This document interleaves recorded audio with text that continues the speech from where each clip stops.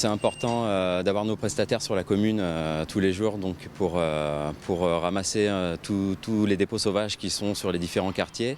Déjà d'une pour l'image de la commune, pour le bien de tous, de nos usagers, cela peut représenter des risques.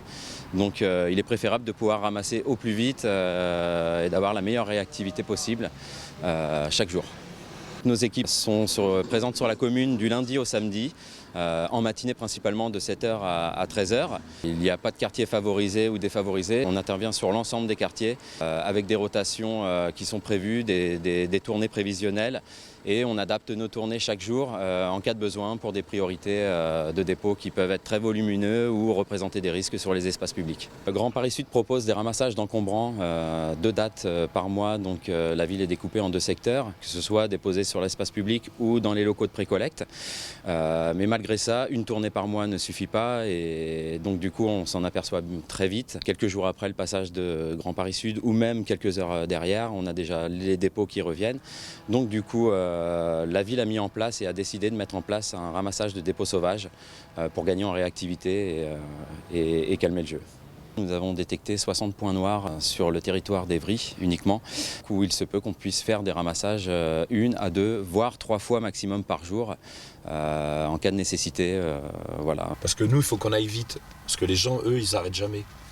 C'est tout le temps, tout le temps, tout le temps. Des fois on passe, on repasse au bout de 10 minutes, il y en a autant.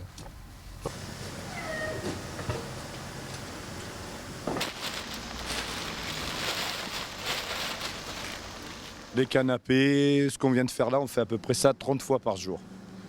Le camion qui est ici, là, comme ça, là, on le remplit 2 ou 3 fois par jour. On doit trier les frigos, les télés, les pneus, les seaux de peinture. Voilà, on doit tout trier en même temps. Donc on ne peut pas mettre ça dans les bennes.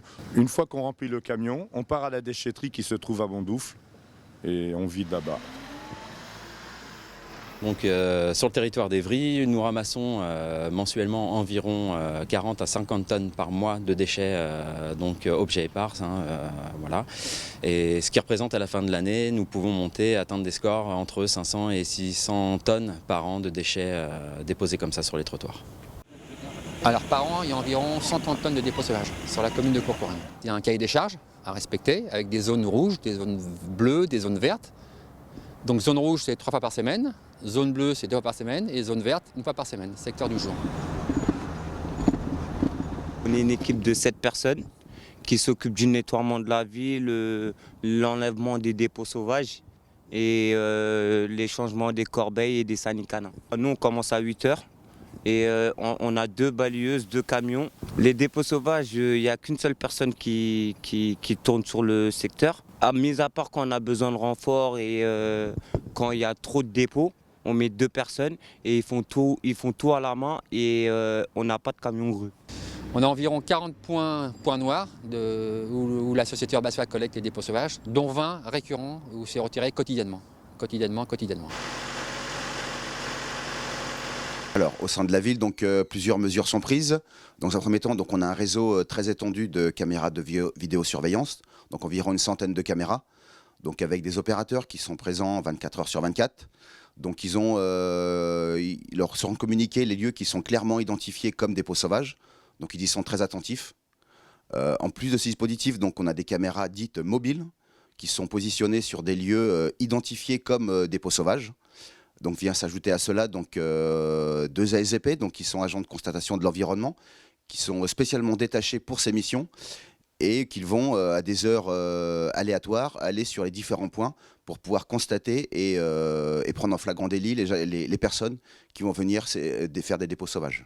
Plusieurs procédures ont déjà été établies à l'encontre d'auteurs.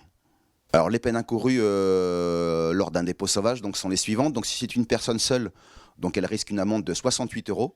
Si ce dépôt est effectué à l'aide d'un véhicule, ça sera une amende de 1 500 €, allant jusqu'à 3 000 € en cas de récidive.